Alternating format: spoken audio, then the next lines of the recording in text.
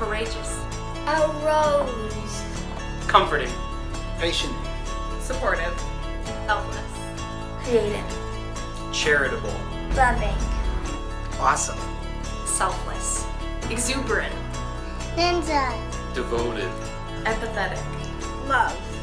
Sacrificial. Mentor. Supportive. Fierce.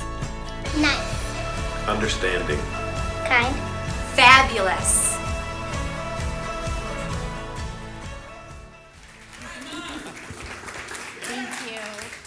Thank you. So if you are visiting tonight, I really hope that you'll come back next week so you can hear my husband speak, because he is such a gifted teacher.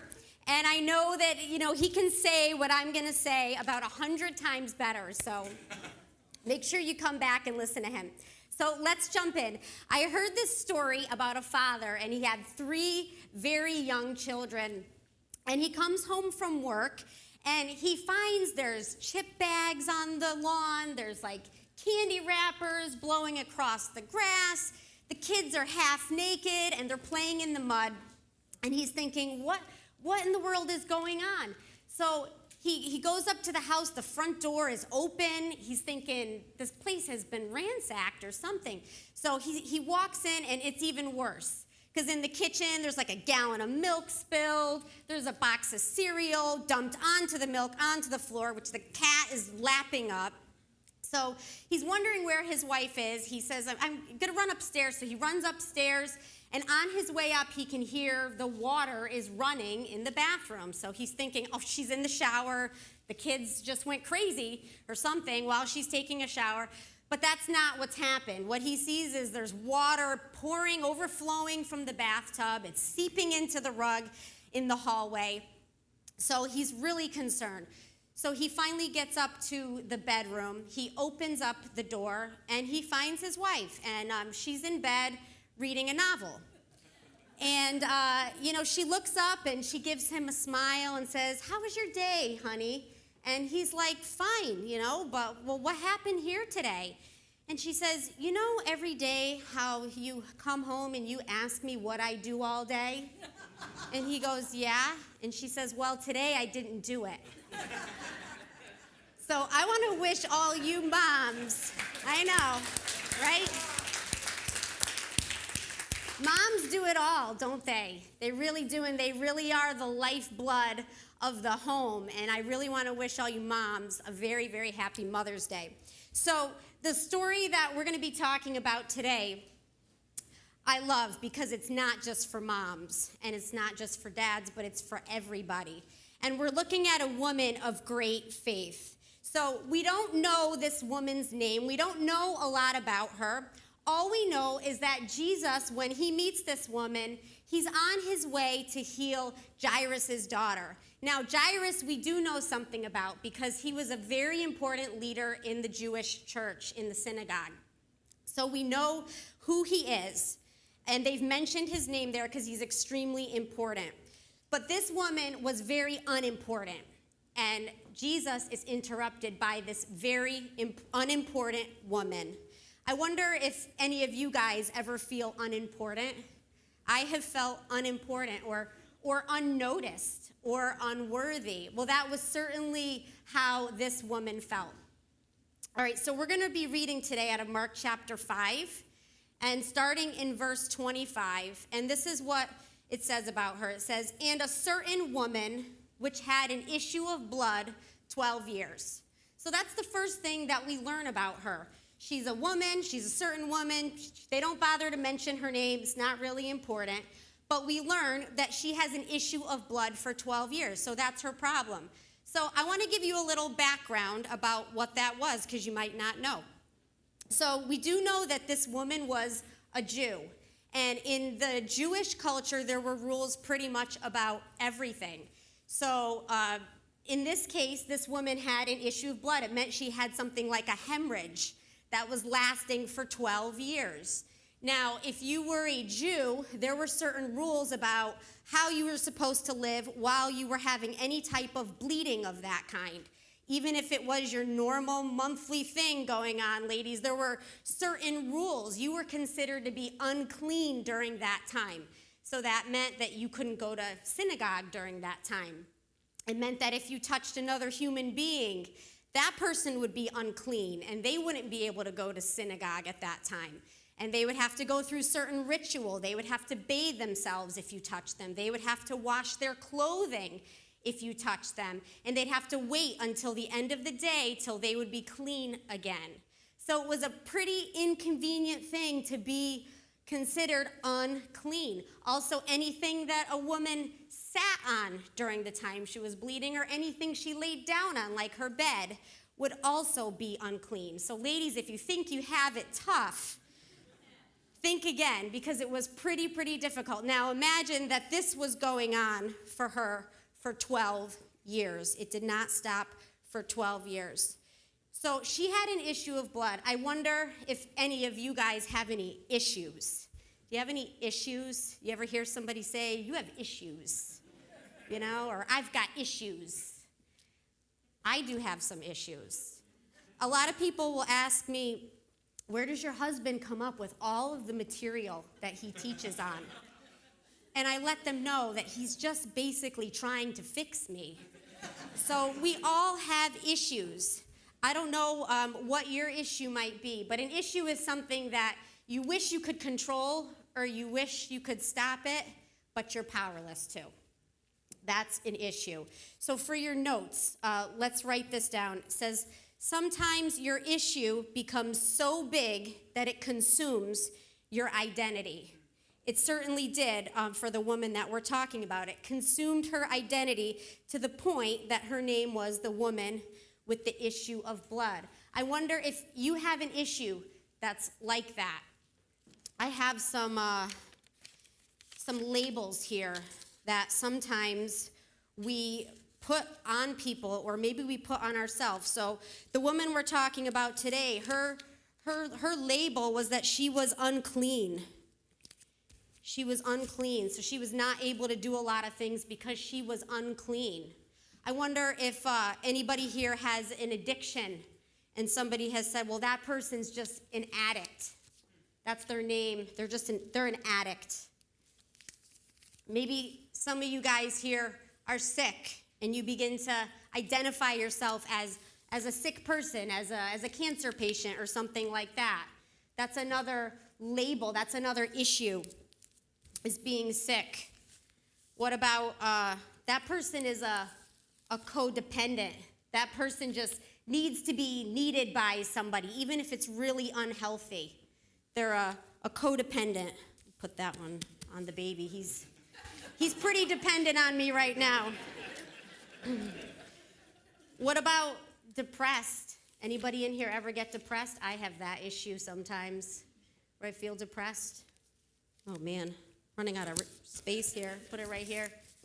Here's one that a lot of people, and especially women, will put on themselves because they've been abused and they can't seem to overcome that issue. They want to do things in their life. They want to go far for God. They want to help people, but they just keep saying, but I've been abused.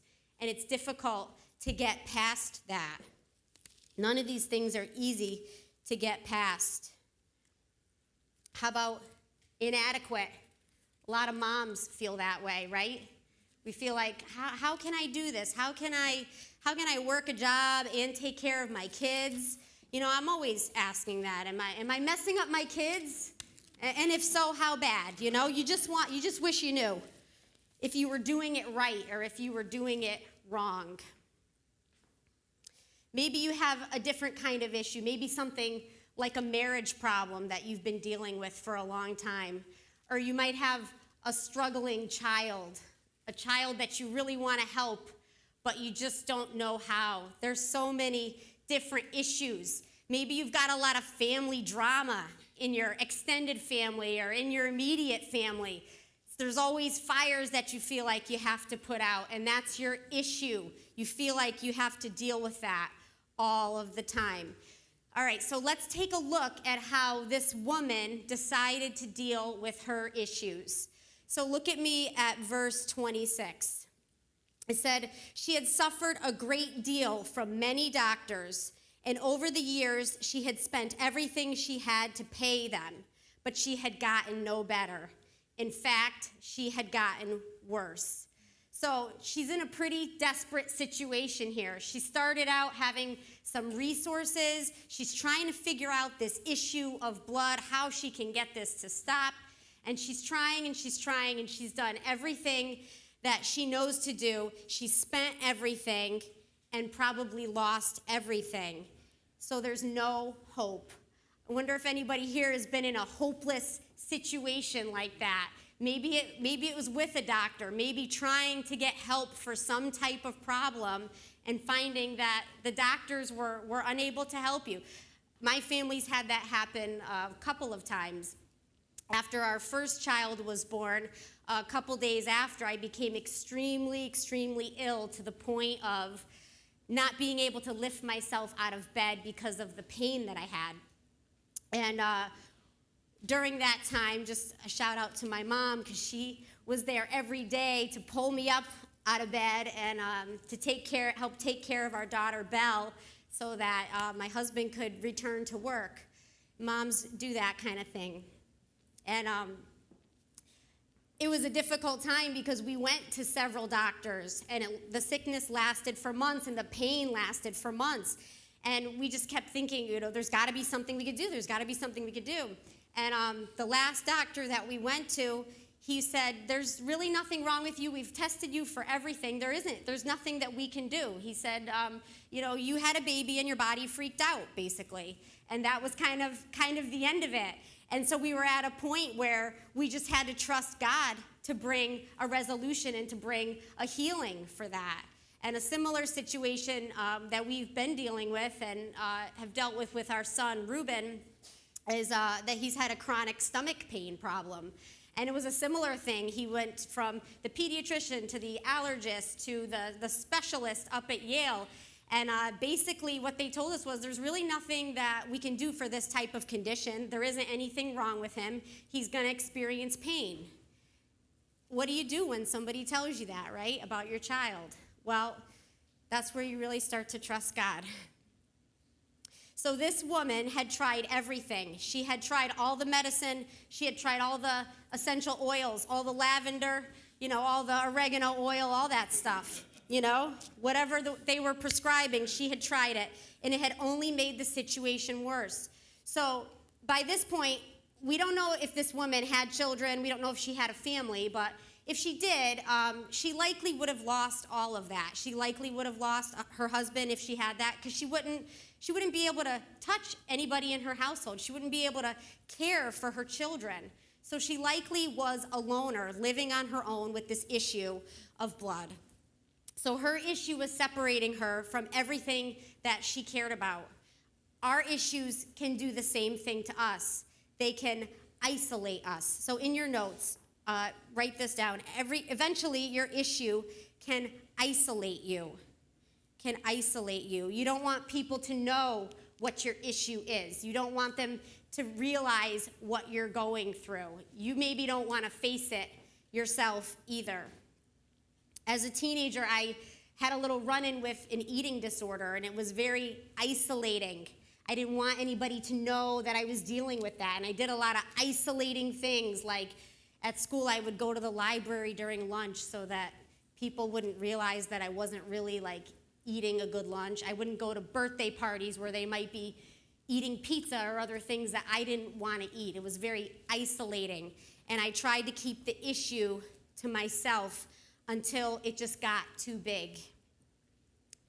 How have you tried to handle your issues? Have you tried to ignore them? Maybe you've tried to self-medicate using drugs or alcohol to kind of numb that pain that you have.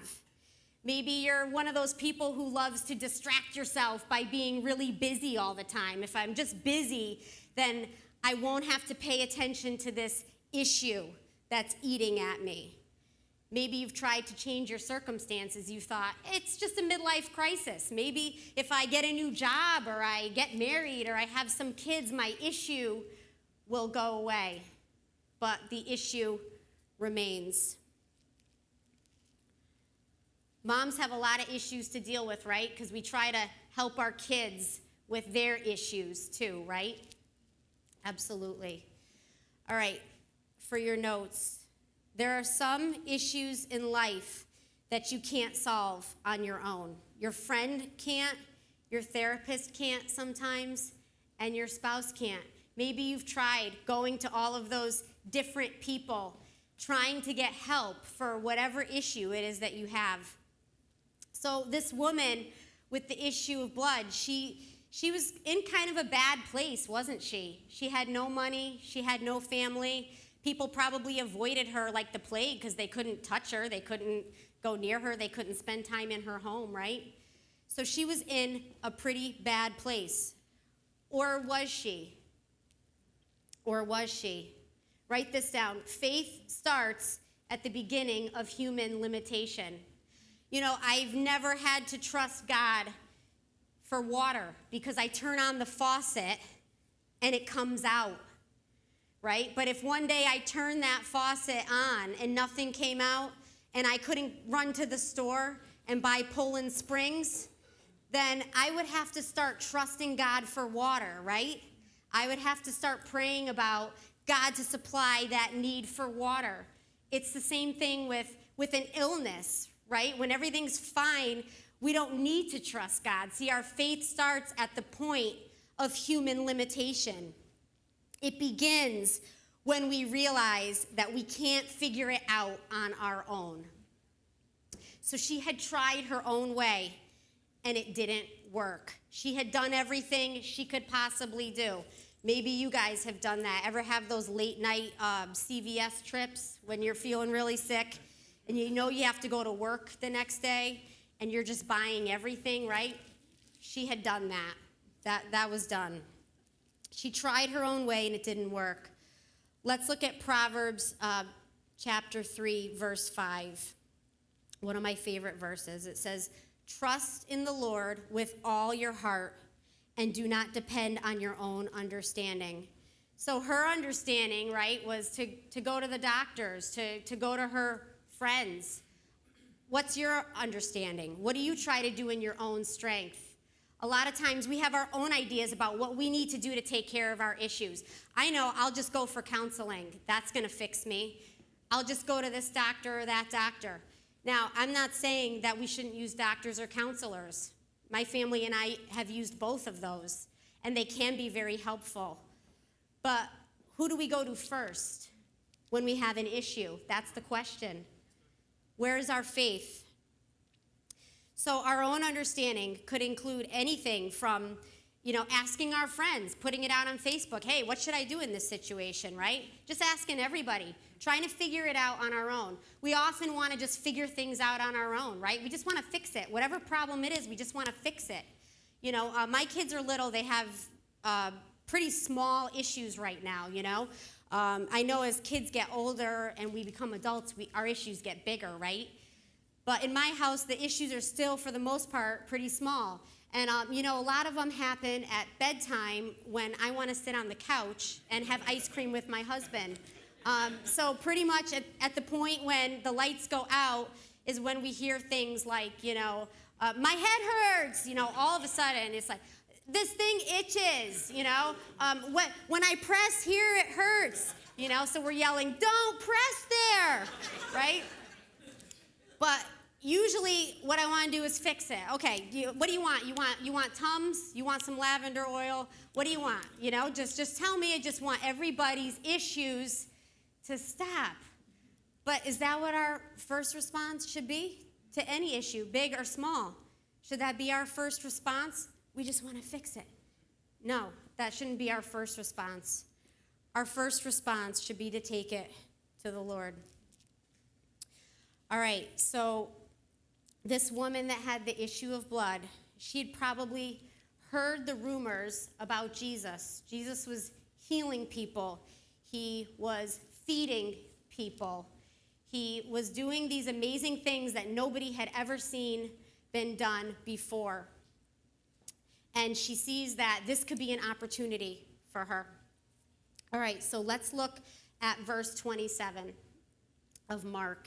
And it says, she had heard about Jesus, so she came up behind him through the crowd and touched his robe. For she thought to herself, if I can just touch his robe, I will be healed. So she takes a tremendous risk here. Because don't forget, if she touches Jesus, if she touches anybody, she'll be making them unclean. So it's not something that she really wants to do. She would be breaking the Jewish law to do this, and she could be punished, or she could be yelled at by somebody. She doesn't want to maybe expose herself to further rejection, but she sees at this point that she has nothing to lose. But you can hear in that verse where her faith is beginning to grow, because it says she thought to herself, if I can just touch his robe, I will be healed. She doesn't even say if I can touch his arm. She doesn't need to touch his body. She says just his robe. She believes at that point that if she just touches the very fabric that is on his body, she will be healed. And she begins to believe that. She begins to believe that he can handle this issue that she has. Now, if you want on your own, I think you should read this story again. It's told again in Luke chapter 8. And in that passage, she says it a little differently. She says, if I could touch just the hem of his robe, I will be healed. And from reading that passage, it indicates that she's on her knees, that she's reaching, she's crawling to get a hold of Jesus, even if it's just the hem, the dirtiest, lowest spot on Jesus's robe. She believes that she will be healed. And there's a tremendous crowd of people that are pressing around Jesus. But her faith is beginning to grow here, and she's reaching and trying to get a hold of him, and she does. All right. Let's read on here, verse 29. It says, immediately, this is after she's touched his robe, immediately the bleeding stopped. And she could feel in her body that she had been healed of her terrible condition. Jesus realized at once that healing power had gone out of him. So he turned around in the crowd and asked, who touched my robe? His disciples said to him, look at this crowd pressing around you. How can you ask who touched me? But he kept on looking around to see who had done it. Then the frightened woman, trembling at the realization of what had happened to her, came and fell to her knees in front of him and told him what she had done. And he said to her, daughter, your faith has made you well. Go in peace. Your suffering is over. So, this crowd of people is pressing around Jesus. And, he doesn't mention anybody else getting healed that had been bumping into him. We don't hear of anybody else in this crowd getting healed. But she was healed because of her faith. And that's what he says to her. He says, your faith has made you well. Go in peace. Now, it also says here that the woman, she was frightened, and she's trembling, realizing what had happened to her. So why was she frightened? She was a little frightened because she's thinking about what she just did. She's unclean. She just touched Jesus, and now what is he gonna say? Is he gonna rebuke her? What's gonna happen? But he doesn't do that. He doesn't do that. What he does is he starts to remove her old label. Where's hers over here? Unclean. He removes the old label, which was unclean, and he gives her a new name. And he calls her daughter. I bet nobody called her that in a long time, or anything endearing for that matter. All right, in your notes, put my faith plus Jesus' power can make a miracle. So she's entered our Overcomers Club because she overcame through her faith. Now, what no man could accomplish in her life, what no doctor could do, Jesus was able to do it. What nobody else was willing to deal with, Jesus was willing to deal with. What was declared unclean was now unclean. So her issue, her uncleanliness, it didn't make Jesus unclean, but his cleanliness and his power rubbed off on her. You see what Jesus is saying here? He's saying, bring it. I can handle your issue. I don't care what it is. It might be a big issue. It might be a little issue. He can handle it. He can handle it. And he wants you to bring it to him.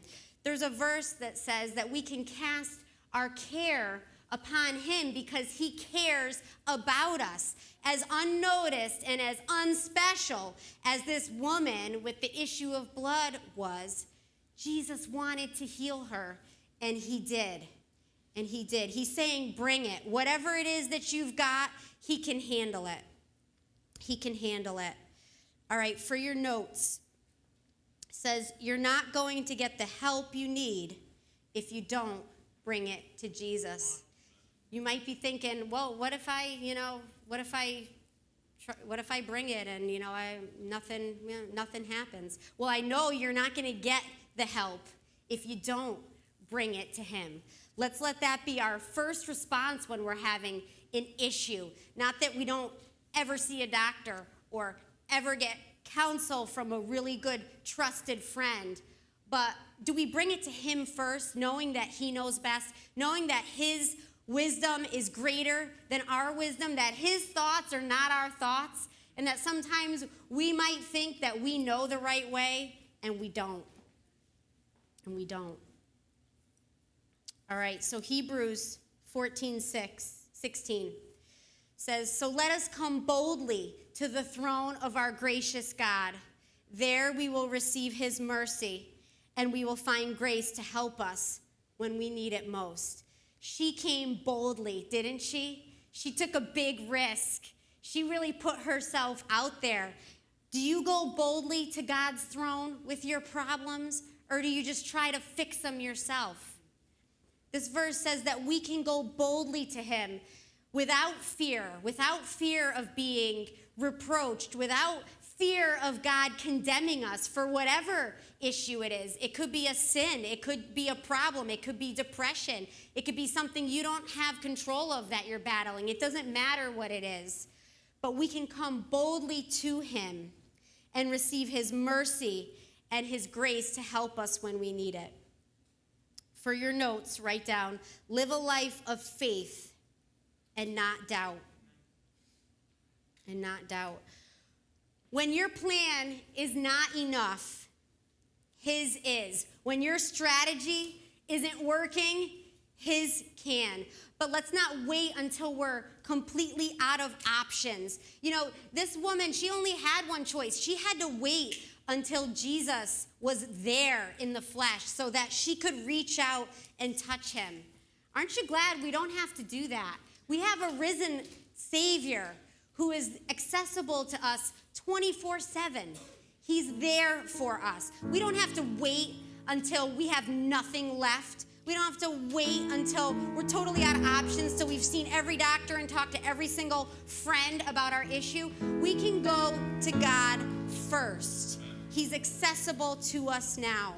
And Hebrews 4:15 illustrates this really nicely. It says we don't have a high priest who is unable to empathize with our weaknesses. We have a high priest. We have Jesus who is able to empathize. He can feel the pain that we are feeling.